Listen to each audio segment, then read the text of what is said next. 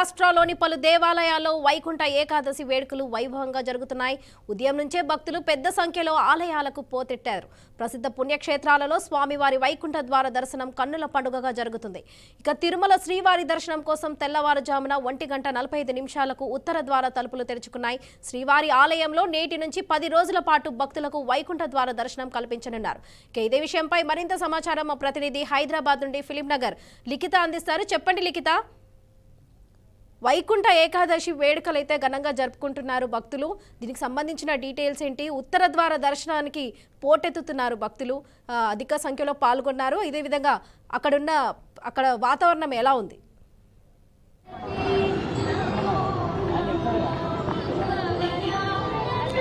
Right Varalakshmi, ప్రస్తుతం మనమైతే pension office వద్ద ఉన్న ఆలయంలోనైతే ఉన్నాము. వెంకటేశ్వర స్వామి ఆలయంలో ఇక్కడనైతే భక్తులు ఉదయం 3:30 సమయం నుండే అయితే ఇక్కడ ఆలయానికి రావడం జరుగుతుంది. అయితే మనం క్లియర్ గా చూడవచ్చు. దీనికి సంబంధించి ఆలయాన్ని ఎంతో అందంగా ఆలయ కమిటీ మెంబర్స్ అయితే డెకరేట్ చేయడం కావచ్చు, వచ్చే భక్తులకు ఎలాంటి ఇబ్బందులు కలగకుండా చూసుకునే విషయంలో కావచ్చు, ప్రత్యేక పూజలు నిర్వహించే విషయంలో కావచ్చు తగు జాగ్రత్తలు అన్ని తీసుకున్నారు. పైగా ఈ ఆలయం రోడ్డుకు అతి సమీపంలో ఉండటంతో కొంత ట్రాఫిక్ కూడా ఇబ్బంది కలిగే అవకాశాలు ఉండటంతో ప్రత్యేక క్యూ లైన్లను కూడా అటు ట్రాఫిక్ కి కావచ్చు, ఇటు భక్తులకు కావచ్చు ఎలాంటి ఇబ్బంది కలగకుండా కూడా ఈ ఏర్పాట్లను అయితే చేయడం జరిగింది.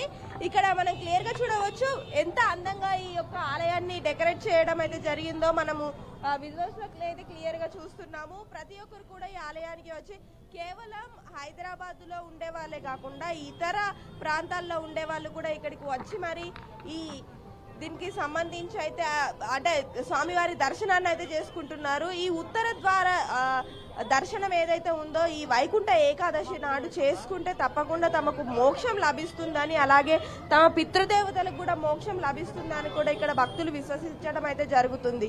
అయితే ఇక్కడ చూసుకున్నట్లయితే భక్తులు ఎంతో హడావిడిగా వచ్చి వెళ్తున్న పరిస్థితి అయితే కనిపిస్తుంది.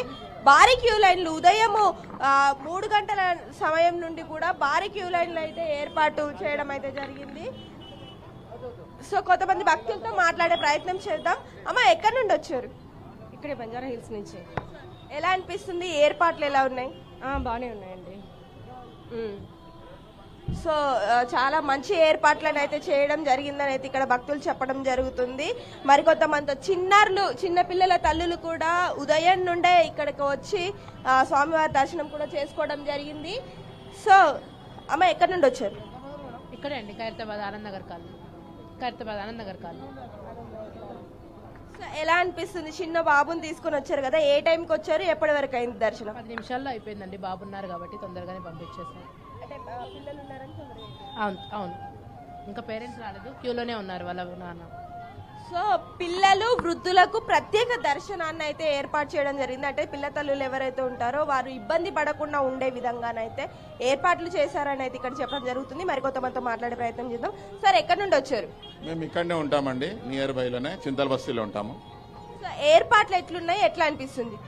భారీ ఎత్తున చేశారు. ప్రతి సంవత్సరం ఎలా చేస్తారు, ఈసారి కంటే కూడా ప్రతిసారి లాగా ఈసారి కూడా బాగానే చేశారు. ఇక్కడ ఏర్పాట్లు ఎవరికి ఏం డిస్టర్బెన్స్ లేకుండా దర్శనం కూడా త్వరగా వదులుతున్నారు. చాలా మంచిగా జరుగుతుంది ఇక్కడ ఈ యొక్క కార్యక్రమం వైకుంఠ ఏకాదశి. సో ఈ వైకుంఠ ఏకాదశి పర్వదినం యొక్క ప్రాముఖ్యత ఏంటి సార్? ప్రాముఖ్యత ఏంటి అంటే ఇది మన వెంకటేశ్వర స్వామి వీళ్ళది ముఖద్వారం అనేది సంవత్సరంలో ఒక్కసారే తెరుస్తారు. ఇది ఆ ద్వారం నుంచి దర్శనం చేసుకుంటే ఇది మోక్షం కలుగుతుందని, అట్లానే ఇది వైకుంఠ ద్వారం ద్వారానే దర్శనం అవుతుంది. ఇది అట్లానే సంవత్సరంలో ఒక్కసారి ఇది ఒకటి ద్వారం అవుతుంది. దర్శనం కూడా బాగా అవుతుంది. మనం కోరుకున్న కోరికలు కూడా వెంకటేశ్వర స్వామి నెరవేరుస్తారని మాకు నమ్మకం ఉన్నదండి. ప్రతి సంవత్సరం వస్తాం మేము. కొన్ని సంవత్సరాల నుంచి వస్తున్నాం. ఇక్కడ ప్రతి ఏటా కూడా ఇక్కడ బాగా ఘనంగా జరుగుతుంది. ఇక్కడ ఇది మెయిన్ రోడ్ కి దగ్గరగా ఉంది, ట్రాఫిక్ కి ఇబ్బంది అయ్యే అవకాశాలు ఉన్నాయి అని అంటున్నారు. ఏం ఇబ్బంది కలగదండి. మాకు అందరితోని సహకారాలు ఉన్నాయి. ఇక్కడ పోలీస్ డిపార్ట్మెంట్ వాళ్ళు ఉన్నారు, మళ్ళీ ఎండోమెంట్ డిపార్ట్మెంట్ వాళ్ళు ఉన్నారు. ఇక్కడ బస్తీవాసుల కూడా సహకారం ఉంటుంది. అందరిది కలుపుకొని మేము నడుస్తామండి. ఇక్కడికి మాకు చిన్నగా ఉన్నా కానీ మాకు ఏం ప్రాబ్లం లేదు, ఎలాంటి ఇబ్బంది లేదు. మాకు అన్ని డిపార్ట్మెంట్స్ వాటర్ వర్క్స్ వాళ్ళు ఉన్నారు, ఇక్కడ పోలీస్ డిపార్ట్మెంట్ అందరినీ కలుపుకొని మేము నడుస్తాం కాబట్టి మాకు ఎలాంటి ఇబ్బందులు లేవు. ఇక్కడ యథావిధిగా సాగుతుంది. మాకేమో డిస్టర్బెన్స్ అనేది ఏముండదు. సో ఇక్కడ చూసుకున్నట్లయితే ఆలయ కమిటీ మెంబర్స్ కూడా అంటే ఆలయానికి సంబంధించి ఎన్నో సంవత్సరాలుగా ఇక్కడ స్వామివారి దర్శనం చేసుకుంటూ స్వామివారిని మొక్కుతున్న భక్తులు ఎందరో ఉన్నారు. కేవలం ఈ చుట్టుపక్కల ప్రాంతాల్లో ఉన్న వారే కాకుండా ఇతర ప్రాంతాల నుండి కూడా వచ్చే భక్తులు ఎందరో ఉన్నారు. కాబట్టి చాలా అద్భుతంగా ఈ యొక్క వైకుంఠ ఏకాదశి పర్వదినం నడుస్తుందని అయితే తెలుస్తుంది. మరి కొంతమంది మాట్లాడే ప్రయత్నం చేద్దాం. సార్, ఎక్కడి నుండి వచ్చారు? ఇసుగూడ. ఎట్లా అనిపిస్తుంది? ఎట్లా ఉన్నాయి ఏర్పాట్లు? గత 40 సంవత్సరాల నుంచి వస్తున్నామమ్మా మేము ఇక్కడ. మా ఇంటి వెలువెల్పు వెంకటేశ్వర స్వామి. ఈ వైకుంఠ ఏకాదశి నాడు ఉత్తర ద్వారం నుండి స్వామివారి దర్శనం చేసుకుంటే తప్పకుండా మోక్ష లోకం లభిస్తుంది అని చెప్తూ ఉంటారు కదా, ఇది ఎంతవరకు వాస్తవం సార్? మీకే అంటే మీరేం చెప్తారు దీని గురించి? మేమేం చెప్తున్నాం అంటే గత 40 సంవత్సరాలతో వైకుంఠ ఏకాదశం ఇక్కడనే చేసుకుంటుంటాము.